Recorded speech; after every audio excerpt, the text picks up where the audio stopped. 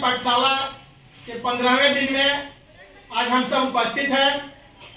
जैसा कि आप सभी जानते हैं कि आओ गणित सीखे प्रोजेक्ट के तहत 20 प्रश्न आपसे पूछे जाते हैं। क्या आप सब रेडी हैं? Yes sir. बहुत ही शानदार एवं महत्वपूर्ण प्रश्न। पहला, त्रिभुज की किसी भुजा के मध्य बिंदु को सामने के सिर से मिलाने वाली रेखाखंड को कहते हैं?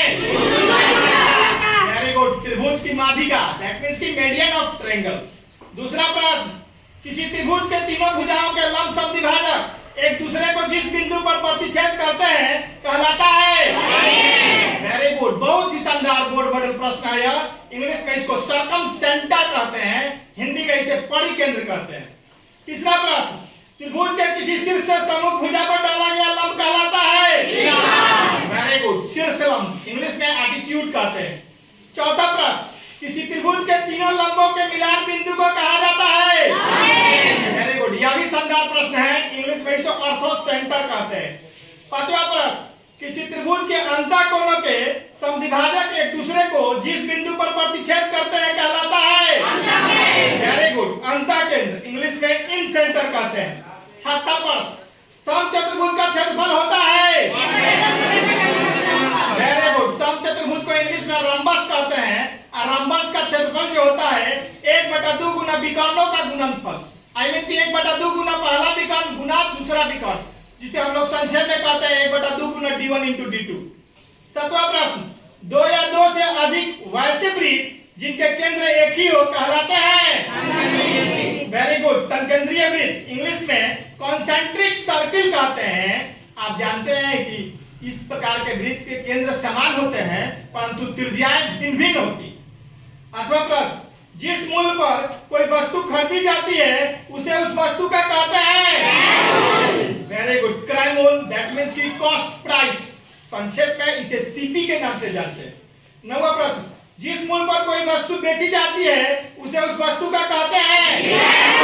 वेरी गुड, विक्रय मूल्य, इंग्लिश में सेलिंग प्राइस, संक्षेप में इसे एसपी के नाम से जानते हैं। 10वां प्रश्न, जिस रैखिक समीकरण युग्म का कम से कम एक हल हो कहलाता है? वेरी गुड, संगत, बोर्ड मॉडल प्रश्न है, इंग्लिश में इसे कंसिस्टेंट कहते हैं। 11वां प्रश्न, एक महत्वपूर्ण ज्यामितीय प्रमेय जिसके अनुसार एक समकोण त्रिभुज में कर्ण का वर्ग अन्य दो भुजाओं के वर्गों के जोगफल के बराबर होता है जाना जाता है? वेरी गुड, पाइथागोरस प्रमेय। 12वां प्रश्न, किसी घटना की प्रायिकता का न्यूनतम मान तथा अधिकतम मान होता है? वेरी गुड, न्यूनतम मान 0, अधिकतम मान 1। परीक्षा दृष्टिकोण से बहुत ही महत्वपूर्ण प्रश्न है। अज्ञान में किसी भी घटना की प्रायिकता 0 और 1 के बीच होती है। 13वां प्रश्न, किसी लंब वृत्तीय बेलन का आयतन होता है? Very good, pi r square h घन इकाई, जहां r जो है लंब वृत्तीय बेलन की त्रिज्या है और h जो है ऊंचाई है। 14वां प्रश्न, किसी शंकु का आयतन होता है? 1/3 पाई आर स्क्वायर एच घन इकाई, जहां r त्रिज्या है, h ऊंचाई है। आप पाई का मान जाते हैं 22/7 लीजिए या 3.14 लीजिए। 15वां प्रश्न, गोले का आयतन होता है? Very good, 4/3 pi r cube घन इकाई। 16वां प्रश्न, अर्धगोले का आयतन होता है? 2/3 पाई आर क्यूब घन इकाई। 17वां एवं अंतिम प्रश्न, वह बिंदु जिस पर त्रिभुज की तीनों माध्यिकाएं प्रतिच्छेद करती है कहलाता है? केंद्रक, इंग्लिश में इसे सेंट्रॉइड कहते हैं। आज हमारा समाप्त हुआ, आज के प्रश्न समाप्त हुए।